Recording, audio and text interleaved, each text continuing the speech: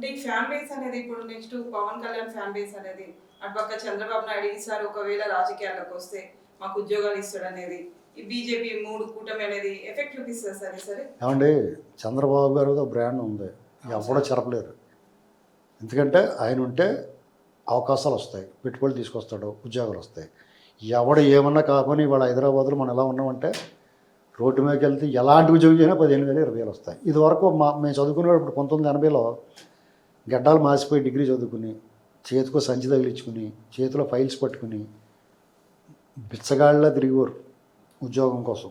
ఈ చదువులు మాకొద్దు, ఈ చరిత్ర ఏ సిరాతో, మరో మలుపు, ఇలాంటి సినిమాలు కూడా వచ్చాయి. అంటే సమాజాన్ని ప్రతిబింబిస్తా నిరుద్యోగం ఎక్కువైపోయేది, వాళ్ళంతా బాధపడుతూ ఉండేవారు. ఇవాళ ఎవరన్నా కనపడుతున్నాడు మీకు? ఎక్కడికైనా వెళ్ళండి ఉద్యోగం, ఎక్కడో చోట ఉద్యోగం ఉంటుంది. ఖాళీ ఎవడో ఉండడు.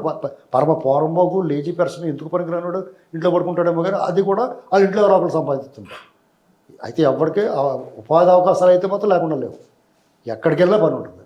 ఎక్కడికి వెళ్ళినా చూడండి వాంటెడ్ స్టాఫ్ అని ఉంటుంది, కార్లకు స్టిక్కర్లు అంటించి ఉంటాయి, డ్రైవర్లు కావాలి, హోటల్కి వెళ్ళండి స్టాఫ్ కావాలి. మొదటిసారి అధికారంలోకి వచ్చింది రాష్ట్రం ఏర్పడిన తర్వాత చంద్రబాబు నాయుడు ఆ టైంలో ఏం ఎందుకు చేయలేదు సార్? చూస్తూ ఉండిపోయాడు, అదేదో నీళ్లు తీసుకొచ్చి అదేదో మట్టి తీసుకొచ్చి.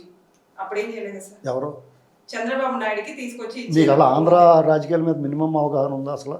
ఓకే సార్, ఉంది సార్.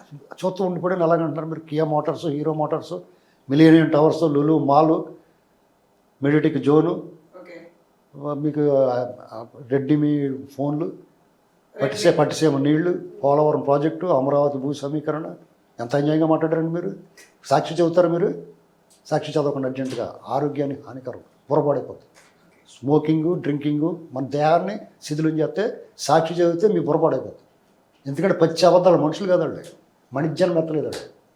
అవి చదవకూడదు మీరు. అసలు నేను చెప్పిన దాంట్లో ఏది కాదో చెప్పండి మీరు.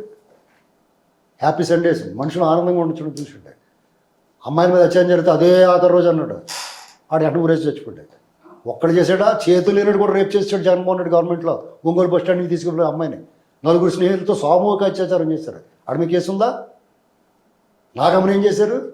డాక్టర్ సుధాకర్ని ఏం చేశారు? ఇసుక అక్రమాలు అడ్డుకున్న శివప్రసాద్కి శిరోమండనం చేశారు. జడ్జి రామకృష్ణ ఏం పరిస్థితిలో ఎదుర్కొంటున్నాడో, తోట చంద్రయ్య నడి రోడ్డు మీద పడుకోబెట్టి గుండెల మీద మోకాలతో తొక్కుపెట్టి పీక్కోసారు. ఇలాంటి సంఘటనలు ఎప్పుడైనా జరిగినాయా? రాష్ట్రంలో గంజాయి ఎలా ఉంది? పోలీసు వాళ్ళు సరిగ్గా పనిచేస్తున్నారా? సిగ్గుందా వాళ్ళకి అసలు? ఇవన్నీ అతను ఓడించి ఇంట్లో కూర్చోబెడతాయి. అతను ఒక భ్రమలో ఉన్నాడు. నేను బటన్ ఎందుకు నొక్కడో ఎవడన్నా నొక్కుతాడు. మీకు ఇప్పుడు సోడా తెచ్చాడు అతను, ఆ సోడా మీకు ఓడి తీసుకొని సీఎం సీట్లో కూర్చోబెడితే కూడా బటన్ నొక్కుతాడు. నొక్కలేడా?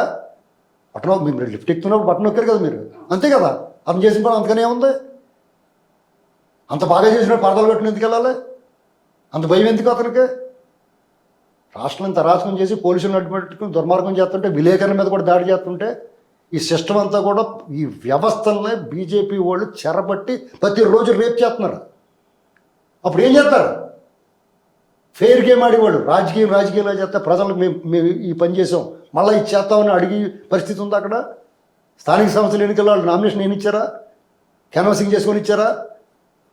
ఒకవేళ ఎన్ని గంటలు దాటుకుని వస్తే లైట్లు ఆర్పేసి ఫలితాలు ప్రకటించారు. ఇప్పుడు కూడా క్యాన్వాసింగ్ చేసుకొని సార్, లైట్లు ఆపేసారు కాబట్టి ఆయన అది ఎక్కిండు, నిచ్చెనెక్కి పైకెక్కి చేసిండు చంద్రబాబు నాయుడు. ఇవన్నీ ఎదుర్కోవాలంటే కలిసి రాకపోతే ఏం చెప్తారు? పార్టీలే కాదండి, ఈ రాష్ట్రంలో ప్రజలందరూ కలిసి రావాలా. మీకు ఒక ఊళ్ళో ఓ పిచ్చికొక్కు ఉంటుందండి, అది ముజ్జికొక్కని తిరిగినాడు బాగానే ఉంటుంది. దాన్ని పిచ్చెక్కింది అన్నప్పుడు ఏం చేస్తారు మీరు? మీరు కొట్టండి చాలని వదిలేస్తారా? ఎవరి దగ్గరికి వస్తాడు, ఏ వీధిలోకి వస్తాడు ఆ వీధిలో రాళ్ళిచ్చి కొడతారు. అదే పరిస్థితి, పంపిస్తారు బయటికి. రాజకీయాలు కూడా ఓడిస్తారు.